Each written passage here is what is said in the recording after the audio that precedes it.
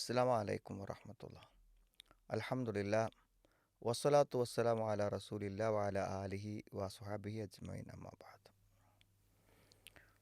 ഭർത്താവിൻ്റെ സമ്പൂർണ്ണമായ നിസ്സഹകരണം. എന്ത് ചോദിച്ചാലും കൃത്യമായി മറുപടി പറയില്ല. മക്കളെ വേണ്ട രൂപത്തിൽ ശ്രദ്ധിക്കില്ല. തികച്ചും വളരെ അശ്രദ്ധമായിട്ടാണ് ഭാര്യയും കുട്ടികളെയും കൈകാര്യം ചെയ്യുന്നത്. അപ്പോൾ ഇതൊക്കെ സഹിച്ച് ബുദ്ധിമുട്ടി ഇടങ്ങാറായി ആ കുട്ടി മുന്നോട്ട് പോകും. കാരണം മക്കളൊക്കെ ഉള്ളതുകൊണ്ട് മുന്നോട്ട് പോകും.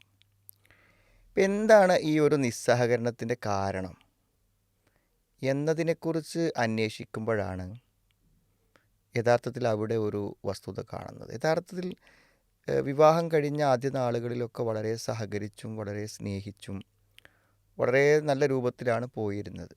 പിന്നെ എന്താണ് സംഭവിച്ചത് എന്താണെന്ന് വെച്ചാൽ ഭാര്യയും തൻ്റെ ഉമ്മയുമായിട്ട്, അതായത് അമ്മായിമ്മയും മരുമകളുമായിട്ട് പ്രശ്നങ്ങൾ ഉടലെടുത്തു. അത് സ്വാഭാവികമായും എല്ലാ കുടുംബങ്ങളിലും ഉണ്ടാകുന്ന പ്രശ്നങ്ങൾ തന്നെയാണ്.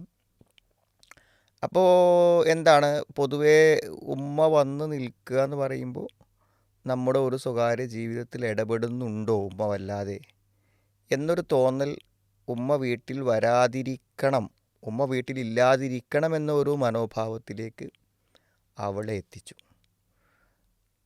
അപ്പോൾ സ്വാഭാവികമായും ആ നിസ്സഹകരണം, ഒരു മരുമകൾ എന്ന നിലക്ക് താൻ പറഞ്ഞതനുസരിക്കുന്നില്ല, തനിക്കിവിടെ ഒരു സ്വാധീനമില്ല, തന്നെ എന്തു ചെയ്യുന്നു, പരിഗണിക്കുന്നില്ല എന്ന കംപ്ലൈൻറ്റുകൾ ഉമ്മയുടെ ഭാഗത്തുനിന്നും വരുമല്ലോ. ഇപ്പോൾ സ്വാഭാവികമായി എന്ത് ചോദിച്ചാൽ അവസാനം ഉമ്മ ഒരു തീരുമാനമെടുത്തു, ഞാൻ എന്തായാലും ഇവരെ കൂടെ ജീവിക്കണില്ല, ഞാൻ സ്വതന്ത്രമായി എവിടെ വെച്ചാൽ പോയി ജീവിച്ചോളാം എന്ന നിലക്ക് ഉമ്മ മാറിപ്പോയി. ഇപ്പോൾ സ്വാഭാവികമായി ഉമ്മ മാറിപ്പോയി എന്നുള്ളത് തൽക്കാലം ഉമ്മയുടെ ഒരു ബുദ്ധിമുട്ട് മാറിക്കിട്ടി എന്ന് അവൾക്ക് തോന്നാമെങ്കിലും ഉമ്മക്ക് എൻ്റെ കൂടെ നിൽക്കാൻ കഴിയുന്നില്ല, അതിനെൻ്റെ ഭാര്യയാണ് ഉത്തരവാദി എന്ന ഒരു ചിന്താഗതിയിലേക്ക് യഥാർത്ഥത്തിൽ ഇയാൾ പരിവർത്തിക്കപ്പെട്ടു. പൊതുവെ ഉമ്മക്കൊരു അനാഥത്വമുണ്ട്, ഉമ്മനെ നോക്കാനൊന്നും ആളില്ലാത്തൊരു പ്രശ്നങ്ങളുണ്ട്. അപ്പോൾ ഉമ്മയെ തൻ്റെ അടുക്കൽ താമസിപ്പിക്കാൻ പറ്റാതെ വരിക എന്നുള്ളത് വളരെയധികം വിഷമകരമായ ഒരു കാര്യമാണല്ലോ. അപ്പോൾ അതിൻ്റെ ഒരു പ്രതിഷേധം അതുമുതൽ എന്ത് ചെയ്തു, തൻ്റെ ഭാര്യയോട് പ്രകടിപ്പിക്കുന്ന ഒരു പെരുമാറ്റ രീതിയിലൊക്കെ അദ്ദേഹം മാറി. അപ്പോൾ സത്യം പറഞ്ഞാൽ അമ്മായിമ്മയെ നഷ്ടപ്പെടുകയല്ല ചെയ്തത്, സത്യത്തിൽ ഇവിടെ ഭർത്താവിന് നഷ്ടപ്പെടുകയാണ് ഉണ്ടായത്.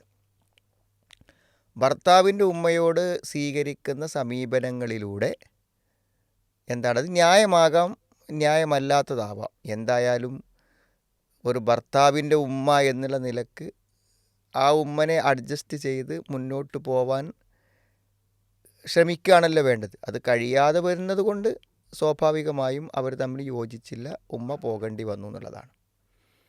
അപ്പോൾ ഇവിടെ ഏറ്റവും വലിയ നഷ്ടം എന്ന് പറഞ്ഞാൽ ഈ ഭർത്താവിനെ നഷ്ടപ്പെട്ട പോലെയാണ് യഥാർത്ഥത്തിൽ ഈ സഹോദരി ജീവിക്കേണ്ടി വരുന്നത്. ഇനി ഉമ്മനെന്ന് തിരിച്ചു കൊണ്ടുവരിക, പഴയ പോലെ ആവുക എന്നുള്ളതൊക്കെ ഭയങ്കര പ്രയാസകരമായ ഒരു കാര്യമാണ്. ഉമ്മക്ക് ഉമ്മൻ്റെതായ ഒരു ഈഗോ, ഇതൊക്കൊന്നും ഇനി വഴങ്ങി കൊടുത്തുകൂടാ എന്നുള്ള ചിന്ത ഉണ്ടാവും, ഇവൾക്കും ഉണ്ടാവും അങ്ങനെ ഒരു ചിന്ത, സ്വാഭാവികമായി മനുഷ്യനാണല്ലോ. അപ്പോൾ യഥാർത്ഥത്തിൽ ഇവിടെ 3 പേർക്കും ജീവിതം ഇല്ലാതാവുകയാണ് ചെയ്തത്. ഉമ്മക്ക് മകൻ്റെ കൂടെ നിൽക്കാൻ കഴിയാത്തത് കൊണ്ട് മകൻ്റെയും മകൻ്റെ കുട്ടികളെയൊക്കെ കാണാനും അവരേറ്റൊക്കെ സ്നേഹത്തോടെ ജീവിക്കാനുള്ള അവസാന കാലഘട്ടത്തിൽ ഒരു അത്താണി നഷ്ടപ്പെട്ടു. പിന്നെ ഭർത്താവിനെ സംബന്ധിച്ചിടത്തോളം എന്താണ്, ഉമ്മ കൂടല്ല, ഭാര്യയോടുള്ള പ്രതിഷേധവുമാകുമ്പോൾ അയാൾ ഒറ്റപ്പെട്ടു, ജീവിതത്തിൽ അർത്ഥമില്ലായ്മയിലേക്ക് അയാൾ നീങ്ങി. ഈ പെൺകുട്ടിയോ വിവാഹം കഴിച്ച ഭർത്താവിൻ്റെ യാതൊരു പരിഗണനയും കിട്ടാതെ വിവാഹിതയായിട്ടും ഭർത്താവില്ലാത്തവളെ പോലെ ജീവിക്കേണ്ടി വന്നു. ഇവിടെ 3 പേർക്കും യഥാർത്ഥത്തിൽ അനാഥത്വത്തിലേക്കാണ് അവർ പോയത്. ഇതിനുള്ളൊരു പരിഹാരമാർഗം എന്താണ്, 3 ആളും ഒന്നിച്ച് ജീവിക്കത്തക്ക വിധത്തിലുള്ളൊരു അഡ്ജസ്റ്റ്മെൻറ്റിന്, പരസ്പര സഹകരണത്തിന് 3 പേരും തയ്യാറാവുക എന്നുള്ളതാണ് അതിൻ്റെ അടിസ്ഥാന പരിഹാരം. ഉമ്മ എത്ര തന്നെ പ്രകോപിതയാണെങ്കിലും എത്ര തന്നെ പ്രശ്നക്കാരിയാണെങ്കിലും അത് പരിഗണിക്കാതെ തൽക്കാലം ഉമ്മക്കൊരു സ്പേസ് കൊടുത്തിട്ട് ഉമ്മനെ അവിടെ നിർത്തുക എന്നുള്ളതാണ്. എന്നിട്ട് ഉമ്മനെ ഉപയോഗിക്കുക. വീട്ടിൽ കുട്ടികളെ നോക്കാനും മറ്റു കാര്യങ്ങൾക്കൊക്കെ ഉമ്മൻ്റെ ഒരു സഹകരണം ഉണ്ടാവും. ഉമ്മൻ്റെതായ നിലക്കുള്ള കുറേ കാര്യങ്ങളും ശ്രദ്ധയും വീട്ടിൽ കിട്ടും. അത് ചില്ലറ കാര്യമല്ലല്ലോ. പിന്നെ ഭർത്താവ് വളരെ സംതൃപ്തനായിരിക്കും. അതിൻ്റെ ഒരു സന്തോഷവും സമാധാനവും ഭർത്താവിൻ്റെ കൂടെ കിട്ടും. കുട്ടികളെ ഒറ്റയ്ക്ക് നോക്കി ഫ്ലാറ്റിൽ ഇടങ്ങാറായി നിൽക്കേണ്ട കാര്യമില്ല, അവിടെ ഒരു തുണയാവും. എന്നാൽ അതോടൊപ്പം ഈ ബുദ്ധിമുട്ടുകൾ കുറച്ച് സഹിക്കേണ്ടി വരും. പക്ഷെ എന്നാലും ഇപ്പോൾ ഉള്ളതിനേക്കാളും മനസ്സമാധാനം ആ സമയത്ത് കിട്ടും. ഉമ്മനെയും ഭാര്യനെയും കൂടെ അഡ്ജസ്റ്റ് ചെയ്ത് കൊണ്ടുപോകാനുള്ള ഒരു നല്ല ശ്രമത്തിൽ അദ്ദേഹം വിജയിച്ചിരുന്നുവെങ്കിലോ തീർച്ചയായും അദ്ദേഹത്തിനും ഒരു സമാധാന ജീവിതം കിട്ടും.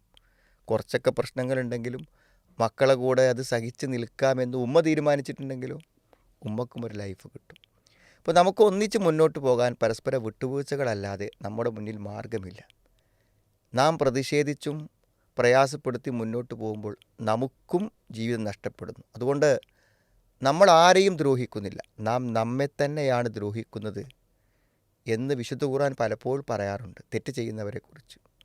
അവർ അള്ളാഹുവിനെയോട് ആക്രമിക്കുന്നില്ല, ആരോടും അക്രമം കാണിക്കുക. അവരക്രമം കാണിക്കുന്നതാണ് വലകിൻ കാനു അംഫുസഹും യളിമുൻ. അവർ അവരോട് തന്നെയാണ് എന്ത് ചെയ്യണത്, അക്രമം കാണിക്കുന്നത്.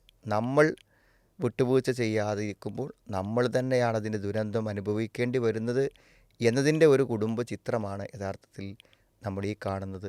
അള്ളാഹു വിശാല മനസ്കതയോടുകൂടെ എല്ലാം വിട്ടുവീഴ്ച ചെയ്ത് സമാധാനത്തോടെ ജീവിക്കുവാൻ അള്ളാഹു നമുക്ക് തൗഫീക്ക് പ്രദാനം ചെയ്യുമാറാം.